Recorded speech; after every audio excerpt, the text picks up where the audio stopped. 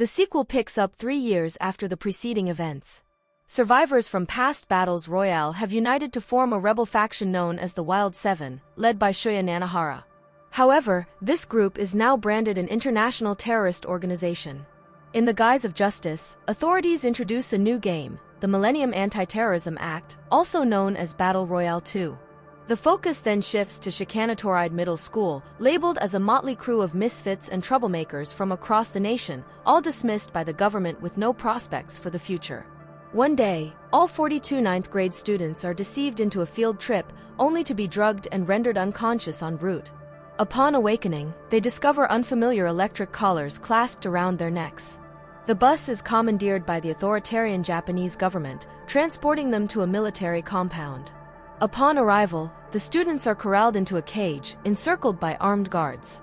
In a frenzy of panic, the youths futilely attempt escape, only to be thwarted at every turn. Before long, they are confronted by their school teacher, Takeuchi Riki, who reveals his allegiance to the government. He informs the students that they've been chosen as the inaugural participants in the new Battle Royale game. He then proceeds to outline the game's regulations. Their primary objective is to hunt down and eliminate all members of the Wild Seven within 72 hours. Unlike the previous Battle Royale, where students were compelled to kill each other, they are now pitted against the Wild Seven in a war. Riki presents them with 2 options: join the conflict or face immediate execution. Fearing for their lives, all the students reluctantly agree to partake in the deadly game, except for one who is promptly executed, shocking everyone. Shortly after, a girl's collar begins beeping, prompting another revelation from Riki. All the students' collars are linked. If one dies or strays beyond range, their partner will be automatically killed via collar detonation. This terrifies the girl, who pleads for mercy before her collar claims her life. Following this, all 40 students are outfitted with armor and weapons before being sent off on their mission. They are ferried to an island under the control of the Wild Seven, who mistake them for soldiers and open fire upon their approach. 12 students are gunned down before reaching the island, while the survivors split into 2 groups, some sprinting across the beach and others seeking refuge behind rocks. Soon after, a helicopter drops supplies for them, including a grenade launcher, ammunition, and first aid kits.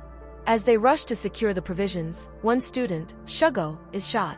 Despite their efforts to stem his bleeding, his collar begins beeping, indicating his partner, Mickey, is out of range. They implore Mickey to return to the group, but she flees, resulting in her demise. With his partner gone, Shugo faces his inevitable fate and opts to take down some enemies before succumbing to enemy fire. In the aftermath, the remaining students seek shelter in a dilapidated building as Riki reads out the names of the deceased. One student, Haruka Q's, administers insulin, revealing she's diabetic and has only 3 days' worth left. If they don't complete their mission swiftly, she'll run out of insulin. Suddenly, an explosion rocks the surroundings, prompting a squad to investigate. To their dismay, they discover a student suspended from a pole, his limbs severed. Realizing they're in a minefield, panic ensues as a girl's collar begins beeping, unsettling the others. Tensions rise as the group debates their next move. Over the comm line, the other squad hears the commotion, prompting Aoi to rush for their aid. However, Shiori, holding him at gunpoint, insists they stay until completing their mission, likely due to their partnership. It's revealed that Shiori is the daughter of a teacher Nanahara killed 3 years prior, fueling her desire for revenge. Meanwhile, the boy's body triggers more explosions, claiming several lives and leaving only 18 survivors. Both groups reunite and head towards the fortress, despite its disadvantageous location atop a steep hill. Evading enemy fire, they breach the fortress and give chase to a fleeing little girl. Suddenly, multiple explosions erupt, catching them by surprise. In an instant, the lights flicker on, illuminating them as numerous guns are aimed their way by the rebels. Demanding disarmament, the rebels are met with resistance as one student opens fire, sparking a fierce shootout between the factions. The exchange results in 6 more student casualties, activating their partners' collars. Witnessing this, the rebels recognize the students as civilians, not soldiers. Swiftly, they activate a large device, generating an electromagnetic pulse that disables all the collars, severing their link with the military base. Meanwhile, Battle Royale administrators are astounded by the sudden collar deactivation and mobilize a special force to resolve the situation. Back at the fortress, all students are disarmed and presented before Nanahara. Among the aligned dead bodies of Wild 7 members, they find orphan children whose parents perished in the conflict. Nanahara questions the efficacy of killing him and argues that even success in their mission won't lead to a normal life. He pledges to continue fighting until the government offers them peace. Realizing the rebels aren't their true adversaries, the students opt to switch sides and aid the Wild 7 in ending the battle royale. In the subsequent scene, the special armed force arrives at the fortress. One of the rebels spots them and rushes to alert the rest of the group. Acting swiftly, the rebels, now joined by the students, hurriedly move to confront the impending threat. Upon noticing the students, the soldiers immediately contact their base to report the change in allegiance. After a prolonged and intense firefight, the rebels eventually succeed in neutralizing all the armed forces, albeit at the cost of Kyuza's life. Aoi, furious at this loss, blames Nanahara, accusing him of being no different from the oppressive government. Meanwhile, Shiori seeks solace in an abandoned room where she discovers a piano. As she begins to play, memories flood back of happier times when she used to play at home. Recalling a poignant moment from her past, she remembers a time when she rebuffed her father, unaware it would be their final interaction. As the third day of the mission dawns, all the students find themselves freed from their explosive collars. Recognizing the need for global support in their struggle against the government, Nanahara sends a video message to the world, advocating for the universal right to live in freedom and peace. However, in a devastating turn of events, the island is targeted by a missile in response to Nanahara's message, resulting in further casualties among both students and Wild 7 members. Amidst the chaos, the Battle Royale administrators receive a video call from the Prime Minister, who reveals that the missile was launched by the United States and issues a dire ultimatum to Japan. Faced with this escalating threat, the Prime Minister assumes control of the military at the Battle Royale headquarters and orders a full-scale assault on the Wild 7.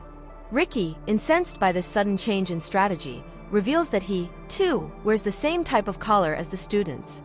Back on the island, the survivors pay homage to their fallen comrades by cremating their bodies and firing into the sky. In a crucial moment, Nanahara unveils his plan for the students and children to escape to the mainland through a mine shaft, while the Wild 7 prepare for their final confrontation with the military forces. The following morning, amidst heartfelt farewells, the students and children make their way towards the mine shaft, leaving behind Shiori and the Wild 7 to face their impending battle against the military. Shortly thereafter, hundreds of armed soldiers descend upon the island.